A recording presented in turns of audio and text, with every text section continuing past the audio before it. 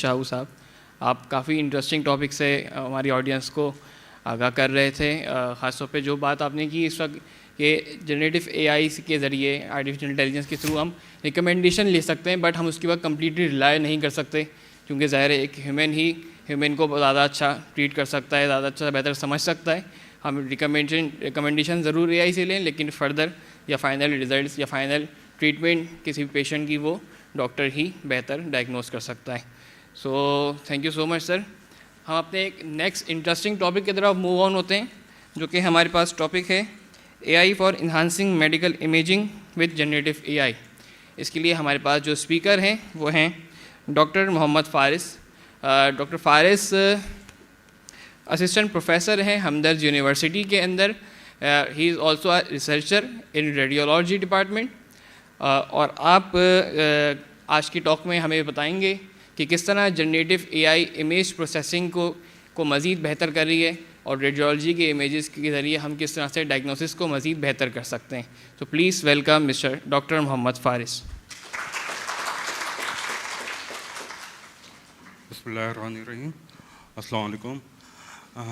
My name is Dr. Mohammad Faris. I am engaged with Hamdard University, Karachi campus. मेरा जो PhD का topic था वो भी मेडिकल इमेजिंग से रिलेटेड था, और मेडिकल इमेजिंग से रिलेटेड जो इन्फॉर्मेशन है वो सबसे पहले मेडिकल इमेजिंग से रिलेटेड जो बेसिक इन्फॉर्मेशन है सबसे पहले मेरी प्रेजेंटेशन सब प्लीज़ नेक्स्ट। मेरी प्रेजेंटेशन का जो थीम है उसमें दो पार्ट्स हैं। एक पार्ट में जो फर्स्ट पार्ट है उसमें मेडिकल इमेजेस जो हैं वो किस तरीके से कैप्चर की जाती हैं, एक उससे रिलेटेड है। और सेकेंडली जो है कि आप एआई को जो है वो कैसे इन्हांस या इनकॉर्पोरेट कर सकते हैं इन मेडिकल इमेजेस, रिकन्स्ट्रक्शन से रिलेटेड और उसको मज़ीद इन्हांस से रिलेटेड। नेक्स्ट स्टेप में जो है हम डायग्नोसिस में किस तरीके से एआई को इस्तेमाल करते हैं ये हम थोड़ा सा देखेंगे। अच्छा, मीडिया यहाँ माशाल्लाह प्रोफेशनल जो मेडिकल रिलेटेड पर्सनालिटीज़ हैं वो ज़्यादा हैं, तो मैं उनको बताता चलूँ कि जो हम मेडिकल इमेजिंग या मेडिकल इमेजेस हम यूज़ करते हैं वो नॉर्मल इमेजेस जो हम मीडिया में इस्तेमाल करते हैं उससे काफ़ी मुख्तलिफ होती हैं। मुख्तलिफ भी होती हैं, उनकी जो कैप्चरिंग के जो तरीक़ाकार है वो भी मुख्तलिफ होता है, जो उनका इवेंट फॉर्मेट होता है वो भी डिफरेंट होता है। नॉर्मली जो आप इमेजेस इस्तेमाल करते हैं वो JPEG पे आप इस्तेमाल करते हैं, PNG इस्तेमाल करते हैं, उसकी क्वालिटी इन्हांसमेंट करने के लिए आप मुख्तलिफ सॉफ्टवेयर इस्तेमाल करते हैं, जबकि मेडिकल इमेजेस में ये नहीं होता। नॉर्मल इमेजेस जो होती हैं जितनी छोटे साइज़ की होती हैं और जितनी क्वालिटी बेहतर हो वो आपके लिए फ़ायदेमंद होती हैं, लेकिन मेडिकल इमेजेस जितना ज़्यादा डेटा होगा उतनी ज़्यादा हमारे लिए इम्पॉर्टेंट होगी, यानी कि हम उस पर कॉम्प्रोमाइज़ कर ही नहीं सकते। अगर आप कभी भी अपना मोबाइल इस्तेमाल करते हैं तो आप ये चाहेंगे कि आपकी मोबाइल में जो है स्पेस हमेशा बरकरार रहे और आपको कोई चीज़ डिलीट नहीं करनी पड़े, जबकि मेडिकल इमेजेस में कहते हैं कि जितना ज़्यादा डेटा होगा उतनी ज़्यादा हम इंफॉर्मेशन कैप्चर कर सकते हैं। ये बात बताने का मकसद ये था कि आपको इसकी इम्पोर्टेंस पता चले कि जो हम नॉर्मली डेली रूटीन में हम इस्तेमाल करते हैं उस एल्गोरिथम्स को हम मेडिकल इमेजेस के लिए हम इस्तेमाल नहीं कर सकते। मोस्टली जो मैंने इसमें अपनी स्लाइड में इस्तेमाल की हैं चीज़ें वो मैंने कोशिश ये की हैं कि जो भी ऑडियंस है उनके लिए वो यूज़ टू भी हों और उनके लिए कोई बहुत ज़्यादा अनोखी चीज़ नहीं हो। जैसे मेडिकल इमेजेस जो होती हैं वो नॉर्मली आपने कितने टाइप की सुनी होंगी, आप डेली रूटीन में जो इस्तेमाल करते हैं वो एक्सरे हैं, CD इमेजेस हैं, MR इमेजेस हैं एंड अल्ट्रासाउंड है।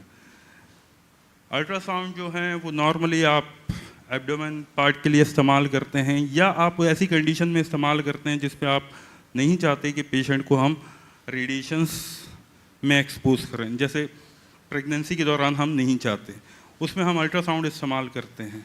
वो सिंपल जो है साउंड वेव से इमेज क्रिएट करती हैं, जबकि एक्सरे और CD जो है उसको उन इमेजेस को डेवलप करने के लिए एक्सरेज इस्तेमाल करती हैं।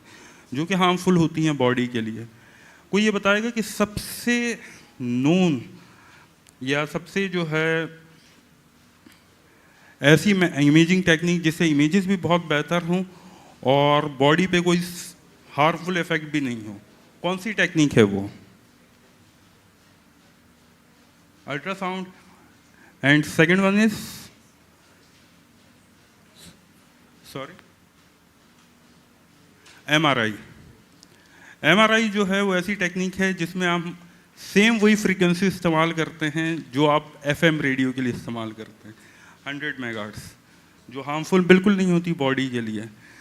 तो आप इससे अंदाज़ा कर सकते हैं कि ये कितनी ज़बरदस्त टेक्निक होगी कि जिस फ्रीक्वेंसी को आप एफएम रेडियो के लिए इस्तेमाल कर सकते हैं, उसी से आप इमेजेस जो हैं वो हाई क्वालिटी इमेजेस आप डेवलप कर रहे हैं। तो अल्ट्रासाउंड जो है वो नॉर्मली जो साउंड वेव्स होती हैं उससे इमेजेस क्रिएट करती हैं। एमआर जो है उसके मदद से हम रेडियो फ्रीक्वेंसी 100 मेगाहर्ट्ज की, उससे हम इमेजेस डेवलप करते हैं। जो फॉर्मेट होता है, जो भी मेडिकल रेलिवेंट पर्सनैलिटीज़ हैं और जो सीएस से जो रिलेटेड हैं उनके लिए नई बात होगी कि जो भी हम मेडिकल इमेजेस का फॉर्मेट इस्तेमाल करते हैं वो डायकॉम फॉर्मेट होता है, नॉर्मल फॉर्मेट नहीं होता। शायद सीएस वालों ने ये पहली बार सुन रहे होंगे डायकॉम फॉर्मेट। डायकॉम फॉर्मेट इस्तेमाल करते हैं। डायकॉम फॉर्मेट एक ऐसा फॉर्मेट होता है जिसमें सिर्फ इमेज डेटा इन्वॉल्व नहीं होता, बल्कि उसमें पेशेंट की डिटेल्स भी मौजूद होती हैं। यानी कि उसका आइडेंटिटी नंबर अगर हम दे रहे हैं तो वो भी मौजूद होगा, और अगर हम उसका नाम ऐड करना चाहें तो उसी इमेज की इंफॉर्मेशन में वो भी उसमें ऐड अप होगा। इमेज आपको दिख रही होगी लेकिन बैक एंड पे उसकी इमेज में उसकी इंफॉर्मेशन भी मौजूद होगी। अच्छा, डायकॉम फॉर्मेट का बताने का मकसद ये था कि नॉर्मली इसको इसलिए डिफरेंट किया गया था कि इसको जेपेज या पीएनजी में नहीं रखा गया कि अगर कोई भी वायरस डिज़ाइन करता है तो वो हेल्थ डेटा के लिए वायरस डिज़ाइन नहीं करे, या किसी और फॉर्मेट के लिए वायरस डिज़ाइन करता है तो वो इफेक्ट नहीं करे मेडिकल डेटा पे। तो इसको सिक्योर करने के लिए डायकॉम फॉर्मेट इस्तेमाल किया गया। डायकॉम फॉर्मेट की जो इंफॉर्मेशन थी वो यही है कि इसमें न्यूमेरिक डेटा भी या पेशेंट की इंफॉर्मेशन भी जो है वो मौजूद होती है। नेक्स्ट। अच्छा, एक चीज़ और कि जो इमेजेस होती हैं मेडिकल इमेजेस वो मोस्टली ग्रे स्केल पे मौजूद होती हैं। कलर्ड इमेजेस नॉर्मली जो मशीन से डेटा आता है उसमें शामिल नहीं होता। कलर्ड इमेजेस शामिल नहीं होती। तो कलर्ड इमेजेस नहीं शामिल नहीं होती, लेकिन 3D या 4D तक मेडिकल इमेजेस मौजूद हो सकती हैं फॉर बेटर विजुअलिटी। नेक्स्ट। एक सेकंड, नहीं सॉरी, पीछे। अच्छा, अब जनरेटिव एआई या एआई को हम इसमें किस तरीके से इस्तेमाल कर सकते हैं, ये इंपॉर्टेंट चीज़ है। अच्छा, एक चीज़ जो मैंने रिसर्च में थोड़ी बहुत सीखी है, अभी हम भी उसके तिफले मकतब ही हैं, लेकिन एक ये है कि अगर हम कोई भी नया काम करते हैं तो हम ये समझते हैं रिसर्च में या कोई नया काम इम्प्लीमेंट करते हैं कि हमने बहुत बड़ा काम किया। बेसिकली वो बड़ा काम जो है वो इस चीज़ पे डिपेंड करता है कि आपकी इनोवेशन से या आपके आइडियाज़ से चेंज जो है वो कितना बड़ा हो रहा है या उसकी अफादियत कितनी है। आप एक मुझे ज़रूर आंसर चाहिए कि मेडिकल इमेजेस को जब हम एक्वायर करते हैं तो उसमें सबसे बड़ी प्रॉब्लम क्या होती है?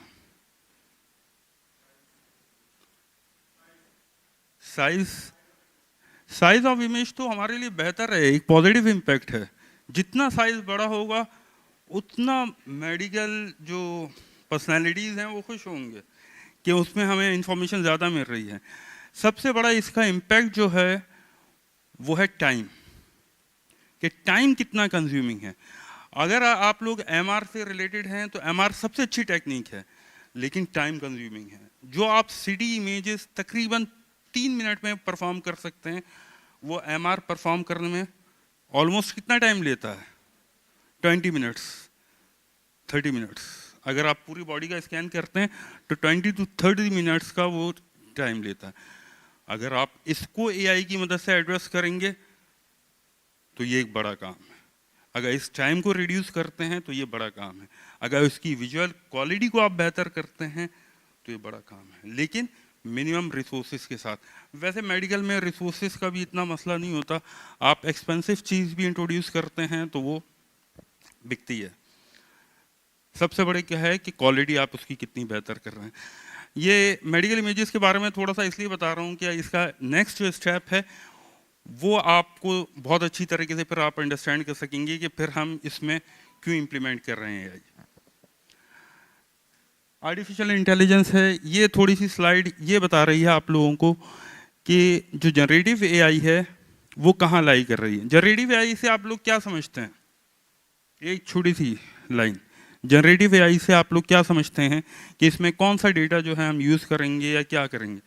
जैसे मैसन ने कहा था कि हम इससे जो है इमेजेस क्रिएट कर सकते हैं, हम इससे जो है वॉइस भी क्रिएट कर सकते हैं, यानी कि जो ऑलरेडी डेटा मौजूद है उसको इन्हांस करें या कोई नई चीज़ डेवलप करें पिछले डेटा को इस्तेमाल करते हुए। तो ये एक पार्ट जो है वो जनरेटिव एआई में। अच्छा, इससे थोड़ा सा एक इंट्रोडक्शन में यहाँ पे बता दूं कि एआई टोटल फील्ड जो है वो एआई है, इसके इंटीरियर मशीन लर्निंग है, डीप लर्निंग है एंड जनरेटिव एआई है। अगर एक आपने सिस्टम बनाया है और सिर्फ आप उस सिस्टम को इम्प्लीमेंट करते जा रहे हैं, कोई इन्हांसमेंट उस अपने डेवलप किए हुए सिस्टम में नहीं है, दिस इज कॉल्ड एमएल। अगर आप ही का डेटा इस्तेमाल करते हुए आप अपने सिस्टम को भी इन्हांस करते हैं, this is called DL, deep learning. और अगर आप कोई नया डेटा जनरेट करते हैं, दैट इज जनरेटिव एआई। और अगर चैट जीपीटी वगैरह आप इस्तेमाल करते हैं तो वो इसका भी सब पार्ट होगा, लेकिन क्योंकि वो आप लोगों के लिए इतना सूदमंद नहीं होगा तो मैंने फिर उसको इंट्रोड्यूस नहीं किया। लेकिन जितना आप कॉमन देखते जाएंगे ये इसी के अंदर डीप में जाता जाएगा। अच्छा, एक बात आपकी नॉलेज के लिए कर दूं, जो सबसे हाईएस्ट लेवल है जो अभी तक मेरी नॉलेज में है वो है आर्टिफिशियल जनरल इंटेलिजेंस, एजीआई। ये मैक्सिमम लेवल है कि जिसमें सिस्टम ऐसे काम करे जैसे ह्यूमन काम करता है, जिसमें सिस्टम ऐसे अपने आप को इन्हांस करे जैसे ह्यूमन करता है। लेकिन खैर जनरेटिव एआई में आप इमेजेस क्रिएट कर सकते हैं। वर्क फ्लो ऑटोमेशन, ये थोड़ा सा मैं तेज़ी से लेके चलूँगा कि इसमें क्या है कि अगर आप ट्रांसफॉर्मेशन कर रहे हैं, pre processing, scan protocol optimisation, augmented diagnostics, triage system, ये बेसिकली क्या है कि जो आप डेटा इस्तेमाल कर रहे हैं अपने सिस्टम को बूस्टअप करने के लिए, वो डेटा जो है वो बहुत ही ज़्यादा क्लीन होना चाहिए, यानी कि एरर से जो है वो फ्री होना चाहिए, ताकि आप उस सिस्टम को बेहतर अंदाज में जो है वो डेवलप कर सकें। क्योंकि नॉर्मल जो एक टर्म इस्तेमाल होती है गार्बेज इन गार्बेज आउट, तो आपको जो है बीइंग अगर आप उसको अपने हैंड से परफॉर्म कर रहे हैं तो उस डेटा को जो है वो शुड बी क्लीन। ये बहुत ज़्यादा इम्पोर्टेंट है और ये बहुत ज़्यादा बड़ी प्रॉब्लम भी है। Personalisation and simulation, virtual patient models generate synthetic models of organs of pathologies. क्योंकि ये सिस्टम जो है वो काफ़ी अरसे पहले से है कि जब भी आप कोई मॉडल्स, कोई आर्टिफिशियल ऑर्गन, कोई इस तरीके का काम करते हैं तो आप कोशिश ये करते हैं कि इम्प्लीमेंटेशन से पहले जो है उसकी जो चेकिंग है वो आप उसको बेहतर अंदाज से परफॉर्म कर सकें। नेक्स्ट प्लीज, ये थोड़ा सा ये एक थोड़ा सा है कि इसमें आप किस तरीके से फ़ायदा उठा सकते हैं जनरेटिव एआई से मेडिकल इमेजिंग में। कि आप, जैसे मैंने आपको कहा कि अगर आप फास्ट सिस्टम की तरफ चले जाते हैं तो ये एक बहुत बड़ी इन्हांसमेंट है। अगर आप मोर इंफॉर्मेशन कलेक्ट कर सकते हैं वो आपके लिए बहुत ज़्यादा सूदमंद है। इंफॉर्मेशन जो है, और इंफॉर्मेशन की अहमियत किस चीज़ पे डिपेंड करती है? इंफॉर्मेशन की अहमियत इस चीज़ पे डिपेंड करती है कि वो आपकी नॉलेज में जो है वो कितना इजाफा कर रहे हैं। अगर कोई ये बात कहे कि सूरज मशरिक से निकलता है, क्या आपकी नॉलेज में इजाफा होगा? नहीं। हाँ, अगर कोई ये कहे कि सूरज इस बार 5:55 पे निकलेगा, तो ये आपके लिए नॉलेज होगी। तो जितनी आपकी नॉलेज में इजाफा होगा, इंफॉर्मेशन उतनी इंपॉर्टेंट होती है। ये एक इम्प्लीमेंटेशन है। मज़ीद इस पे बात करने से पहले मैं आपको ये बताना चाहूँगा कि अगर आप इस स्लाइड को देखें, इस स्लाइड में आपको मालूम है कि क्या हो रहा है या इसमें इम्प्लीमेंटेशन क्या हो रही है। ये जनरेटिव एआई की एक एग्जाम्पल है जिसमें हम सीटी स्कैन की इमेजेस बना रहे हैं through MR data. MR data को इस्तेमाल करते हुए सीडी इमेजेस के इमेजेस बना रहे हैं। ऐसा क्यों कर रहे हैं? ऐसा इसलिए कर रहे हैं कि बाज़ सिस्टम ऐसे होते हैं जिनके लिए सीडी की इमेजेस बहुत ज़्यादा इंपॉर्टेंट होती है। जैसे रेडियोथेरेपी की जो इक्विपमेंट होते हैं उसमें सीडी की इमेजेस बहुत ज़्यादा इंपॉर्टेंट होती है उनकी डोज कैलकुलेशन के लिए। तो वहाँ पे जो है हम एमआर का डेटा इस्तेमाल करते हुए सीडी की इमेजेस जो हैं वो भी डेवलप कर सकते हैं। नेक्स्ट। अच्छा, ये थोड़ा सा है कि टेक्स्ट मोडेलिटीज़ में क्या क्या शामिल होता है। क्लिनिकल नोट्स हैं, आइडेंटिफिकेशन रिकॉर्ड्स है और इन्फेरेंशियल डायग्नोस्टिक रिपोर्ट्स हैं। अब जो है वो हम सिस्टम किस तरफ जा रहे हैं या एआई सिस्टम किस तरफ जा रहा है मेडिकल इमेजिंग में, कि चलें सही है, हम इमेज को बेहतर भी बना सकते हैं, हम फास्ट भी कर सकते हैं। द नेक्स्ट लेवल इज कि हम उसकी रिपोर्ट जनरेट करें। रिपोर्ट जनरेट करें और रिपोर्ट इस तरीके से जनरेट करें कि जो उसकी बहुत ज़्यादा डिटेल्ड भी ना हो और रेलिवेंट भी हो। तो जो रिपोर्ट जो है, या आप ये भी कह सकते हैं कि आप इमेज को टेक्स्ट में भी कन्वर्ट कर सकते हैं और टेक्स्ट को इमेज में भी कन्वर्ट करें। नेक्स्ट। ये इसी की एक एग्जांपल है कि आप क्लिनिकल नोट जो है वो जनरेशन कर सकते हैं। इसकी एग्जांपल्स भी मैं आपको इसके आगे बताऊंगा। नेक्स्ट।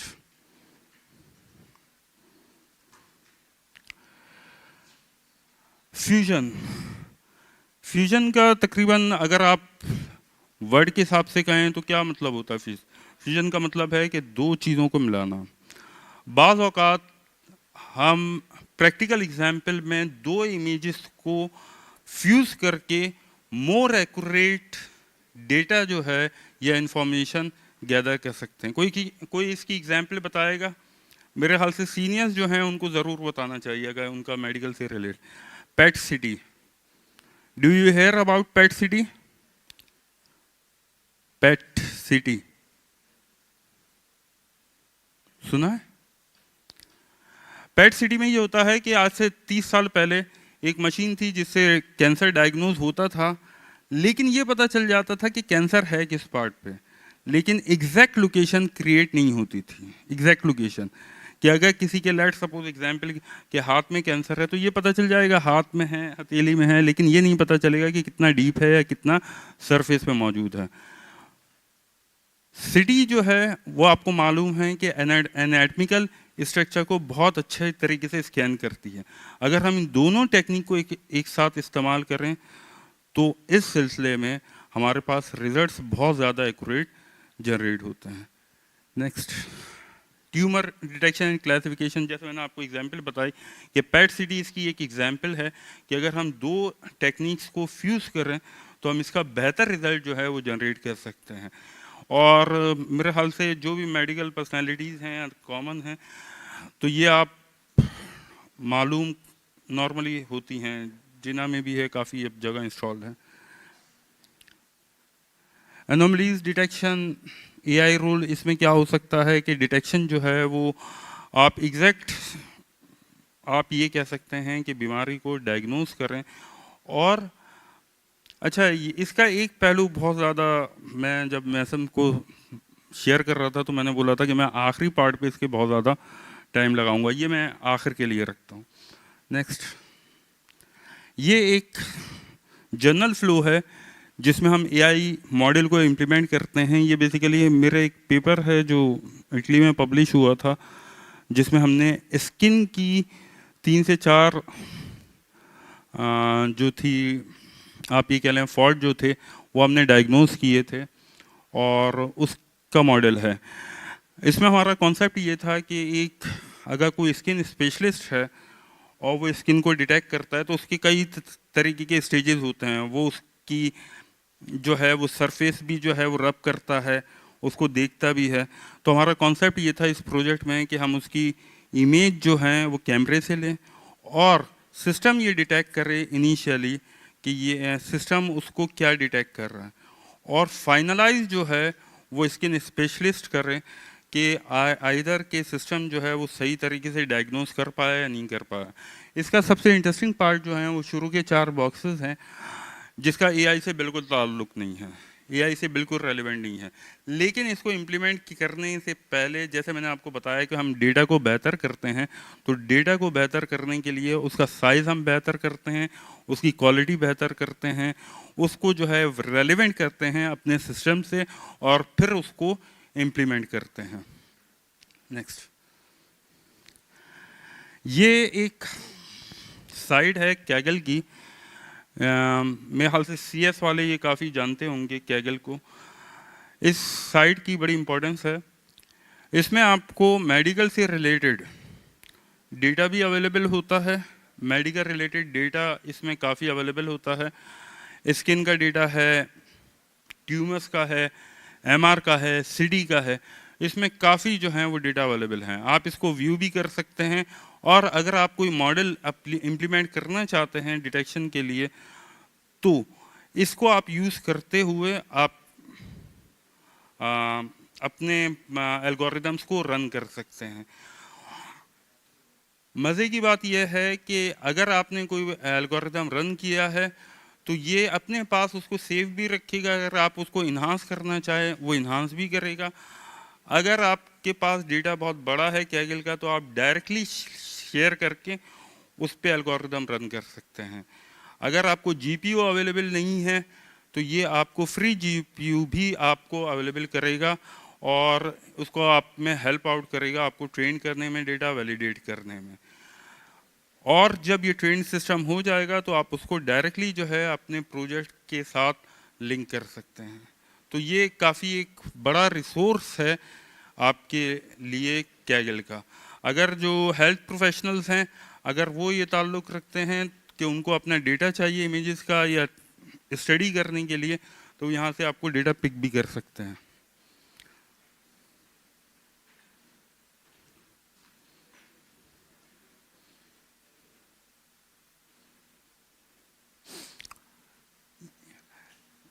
जैसे लास्ट प्रेजेंटेशन में जो एथिकल रिव्यूज़ की बात हुई थी, वो उन्होंने, जो मेरे साथी हैं उन्होंने कर चुके हैं, लेकिन इस पूरे प्रोसीजर के दौरान एक चीज़ सबसे ज़्यादा इम्पॉर्टेंट है जिसकी वजह से एआई अभी तक आप ये कहें कि इनलाइन नहीं हो पा रहे सिस्टम से, वो वजह बताएगा कौन है। वैसे हमारे यहाँ प्रोसीजर इनलाइन करना या रिस्पॉन्सिबिलिटीज़ किसी को देना बड़ी बात होती है, कि अगर आप एआई का सिस्टम जो है वो सही ऑपरेट नहीं होता तो who is responsible, who is responsible, कि अगर आप एआई का डेटा सही तरीके से इनकॉर्पोरेट नहीं होता या रिजल्ट्स जो हैं वो सही तरीके से इम्प्लीमेंट नहीं होते, तो हु इज़ रिस्पॉन्सिबल। क्या डेवलपर जो हैं वो रिस्पॉन्सिबल है या जो प्रैक्टिशनर हैं वो रिस्पॉन्सिबल है? किनको होना चाहिए?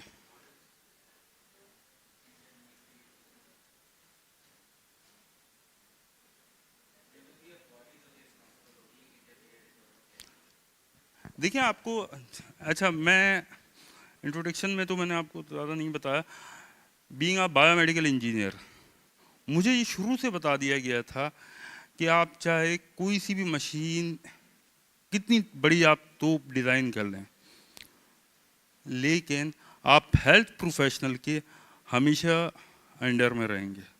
वजह, क्योंकि पेशेंट जो है उसकी रिस्पॉन्सिबिलिटी डॉक्टर के पास है।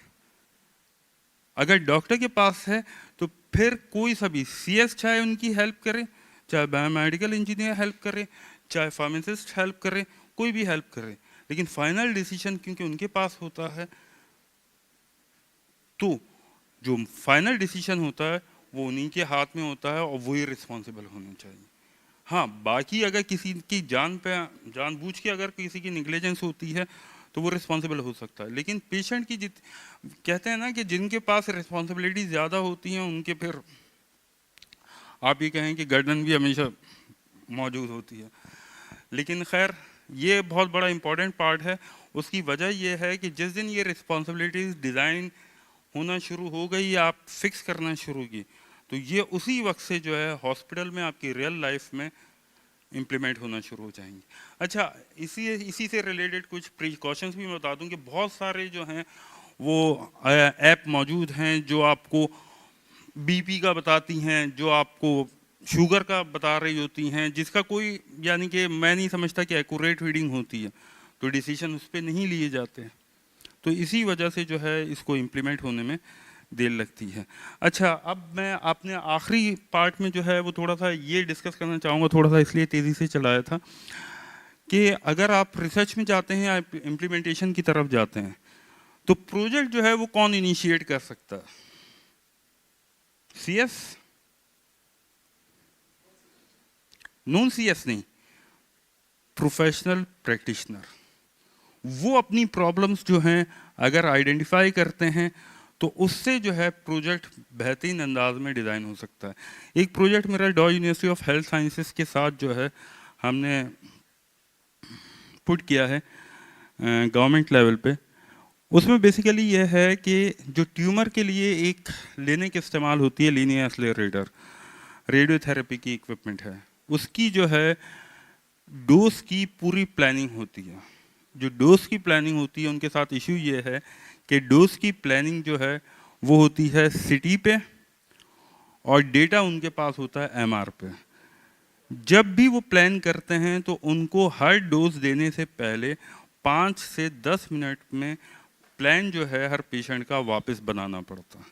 तो उन्होंने हमारे सामने ये प्रॉब्लम रखा था कि ये जो हम प्लान जो लास्ट, और ये कंटिन्यूसली उनको फायर करने के लिए बुलाते हैं रेडियोथेरेपी के लिए, कि आज पेशेंट आया तो वो कल भी आएगा, और हर बार जो है उस पेशेंट की जो लिमिटेशंस हैं वो वापस डिज़ाइन होती हैं, ड्रग जो है वो वापस डिज़ाइन होती है। तो उसके लिए फिर हमने प्रोजेक्ट दिया है कि हम इसको AI के थ्रू जो है वो सॉल्व करेंगे। आई होप कि आप लोगों के अगर कोई क्वेश्चंस होंगे तो मुझे बहुत खुशी होगी कि आप एंड में मुझसे करें। Thank you.